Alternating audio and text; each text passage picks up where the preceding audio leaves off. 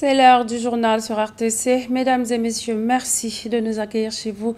Cette édition débute par le collectif Non à la Sénégalaise des eaux rurales CEDER qui a tenu un point de presse à Dara pour exprimer son refus face à la décision de l'État de vouloir confier la gestion des forages du Djolof à la CEDER.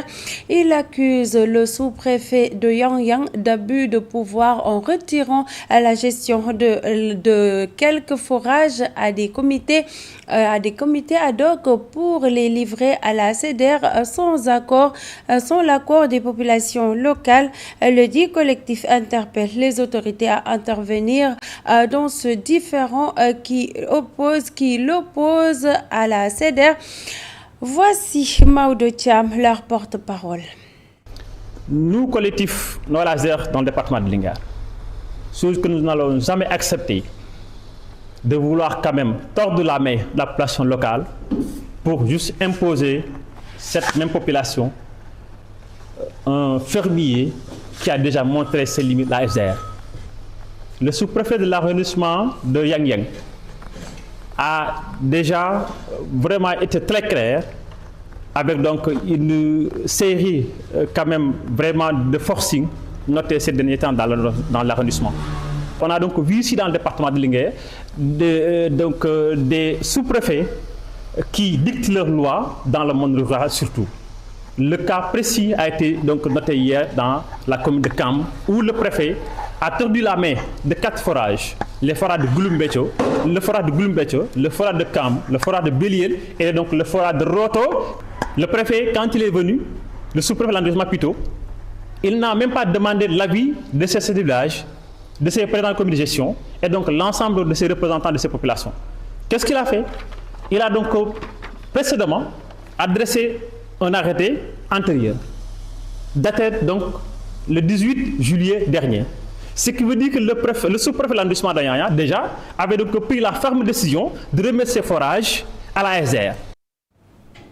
Dans l'actualité de ce mardi également à Hamarabé, le forage du village est en panne depuis plus d'un an. Les femmes parcourent chaque jour plus d'1 kilomètre pour trouver de l'eau. Elles sont souvent contraintes de creuser de petits trous dans le sol, espérant faire remonter quelques gouttes de ce liquide précieux.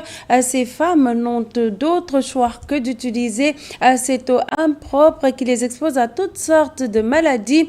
La réhabilitation du forage est estimé à un coût de 14 millions de nos francs. Les détails avec Oumar Sall. À Hamarabé, les femmes parcourent chaque jour plus d'1 kilomètre pour trouver de l'eau. Faute de mieux, elles sont souvent contraintes de creuser de petits trous dans le sol, espérant faire remonter quelques gouttes de ce liquide précieux. On a un problème d'eau, le forage est en panne. Comme c'est la saison de pluie, les mamans viennent le matin et on écarte un peu le sable.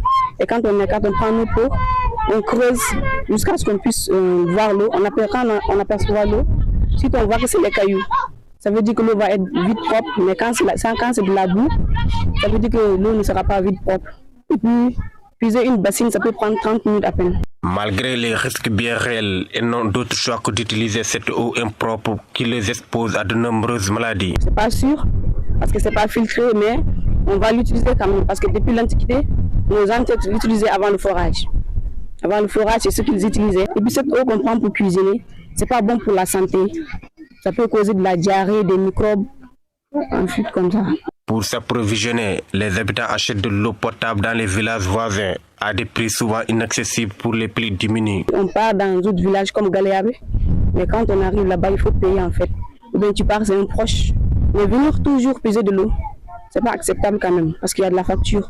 Donc on part, il y a une petite fontaine là-bas, un bidon peut-être à 50 à 100 francs.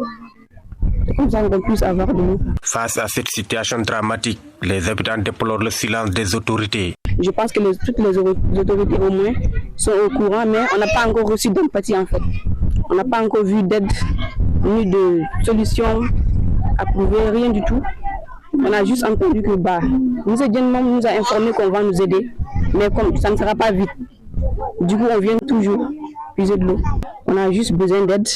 Et puis comme c'est de l'eau, c'est une source de vie. Sans l'eau, rien ne peut marcher en fait. Le forage du village de Hamarabi est en panne depuis plus d'1 an. Sa réhabilitation est estimée à plus de 14 millions de francs CFA, un montant largement hors portée pour cette population rurale. Fissel Mbadan a été la 7e commune à accueillir la caravane médicale de Sine Univers Santé, une initiative qui sillonne le Sine depuis plus de 20 ans. L'objectif, rapprocher les soins de santé des populations vivant dans des zones reculées, souvent confrontées à un accès limité aux structures médicales. Cette action humanitaire bien ancrée dans la région continue d'apporter une réponse concrète aux besoins sanitaires des communautés rurales. Pape Kairé nous en dit plus. La commune de Fissel Mbadan a accueilli ce jeudi la caravane médicale de Sine Univers Santé en partenariat avec Sen Action. Une journée qui a permis de rapprocher les services de santé aux populations. Je l'ai dit tantôt en Gaïhem, donc les communes ont besoin de nous. Parce qu'une commune parfois qui n'a pas assez de moyens pour prendre en charge les problèmes de santé de sa zone, si on a une structure comme la nôtre qui nous tend la main, je pense que c'est une aubaine à saisir. Et c'est ce que vraiment Dr Wali a compris à travers la municipalité et le CDS et les organisateurs locaux de nous faire amener ici au niveau de Fissel pour passer une journée. On a pu faire là déjà pas mal de villages, il nous en reste encore 3. Donc on est très content de voir que dans chaque village on arrive à faire pas mal de consultations qui permettent du coup d'apporter beaucoup de soins et même de pouvoir après offrir un traitement. Pour répondre à ces besoins de santé de la population, la construction d'un centre de santé à Fissel est considérée comme une priorité. Fissel a toujours souffert. Donc Fissel, il n'y a pas un centre de santé, il n'y a que des postes de santé. Donc maintenant, c'est le moment qu'on refait encore cette demande auprès des autorités, à l'occurrence le président de la République, son Excellence Bassirou Diomaye Diakhar Faye, qui est office du terroir, mais aussi à travers lui le ministère de la Santé et la direction régionale de la santé de Thiès. Donc on renouvelle encore une fois notre demande pour que Fissel ait un centre de santé digne de son nom. Durant cette caravane, des malades ont été référés au district sanitaire de Tchadjaï et leurs dépenses ont été également prises en charge. Dans le cadre des préparatifs du Magal de Touba, l'association de financement des transports urbains a rendu visite au Khalif général des Mourides Serigne Mountakha Mbacké. Accompagné des transporteurs de Touba, l'AFTU souhaite collaborer étroitement avec les acteurs locaux et prévoir de mener des actions de sensibilisation à l'endroit des chauffeurs, notamment sur l'entretien des véhicules et de veiller à la stabilité des tarifs pendant toute la durée du Magal. Voici les précisions de Falundong. L'association AFTU active dans le secteur du transport a effectué un ziar à Serigne Mountakha en vue de la préparation du Grand Magal de Touba. Lors de cette visite, des discussions ont porté sur les moyens à mettre en place pour éviter les accidents. Mbaye Amar, président de l'AFTU. Nous sensibilisons les chauffeurs à redoubler de vigilance afin d'éviter les accidents. Lors du Magal de l'année 2024, le trajet aller a été relativement épargné. Mais malheureusement, le retour a été marqué par 27 déchets. Nous mettrons tout en œuvre pour accompagner les chauffeurs aussi bien à aller qu'au retour afin qu'ils puissent voyager en toute sécurité. Khadim Gueye, transporteur et membre de la commission du transport auprès de la mairie de Touba, a déclaré que la collaboration entre les transporteurs de Touba et l'AFTU pourrait être très bénéfique. Nous lançons un appel aux transporteurs de Touba pour qu'ils collaborent avec l'AFTU afin de renforcer le dispositif de transport dans la ville. Ce partenariat est essentiel car nous avons véritablement besoin de leur soutien. Djibril Ndiaye, membre du conseil d'administration de l'AFTU, a affirmé que des campagnes de sensibilisation seront menées auprès des chauffeurs. Nous allons non seulement entretenir les véhicules pour les mesures de sécurité, nous allons aussi dire aux transporteurs de prendre toutes les dispositions, changer les pneus, faire les entretiens, reprendre les freins pour des mesures de sécurité par rapport aux accidents de la route sur Touba pour le Magal. Il a également précisé qu'un contrôle sera effectué afin de maintenir les tarifs inchangés pendant le Magal. Les tarifs ne changeront pas, les tarifs n'ont jamais changé d'ailleurs. Et nous serons là pour surveiller ceux qui vont faire l'augmentation des tarifs. L'AFTU et les transporteurs de Touba comptent ainsi former un bloc uni pour améliorer les conditions de transport, garantir la sécurité des voyageurs et assurer le bon déroulement du Magal. À Fatigue, pour terminer, la jeunesse de Fimela a organisé une journée de circoncision gratuite au profit des petits garçons du village. Cette initiative s'inscrit dans le volet social de son plan d'action pour le développement local. 50 enfants âgés de 3 à 5 ans ont été circoncis sans aucune discrimination. À l'issue de cette opération, des médicaments leur ont été remis gratuitement pour assurer un bon suivi post-opératoire. Compte rendu, Ndéa Missar. La jeunesse de Fimela a organisé une journée de circoncision gratuite qui a connu une grande affluence au grand bonheur des parents. L'initiative a été largement saluée par la population. Oui, j'ai amené mon fils ici pour une journée de circoncision qui a été organisée aujourd'hui par la jeunesse, c'est-à-dire c'est fait gratuitement pour les parents.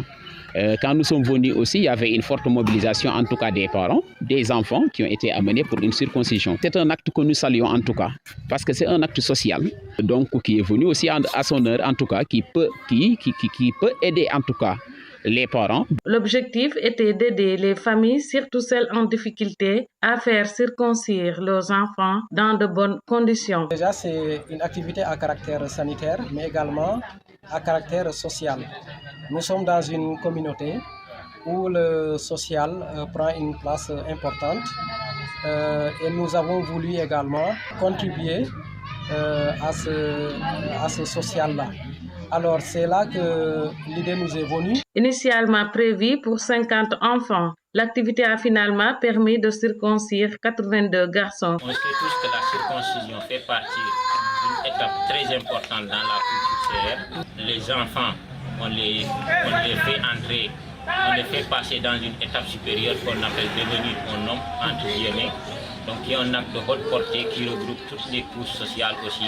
Pour moi, il y a une très grande satisfaction puisqu'on a dépassé le nombre qui était déjà requis.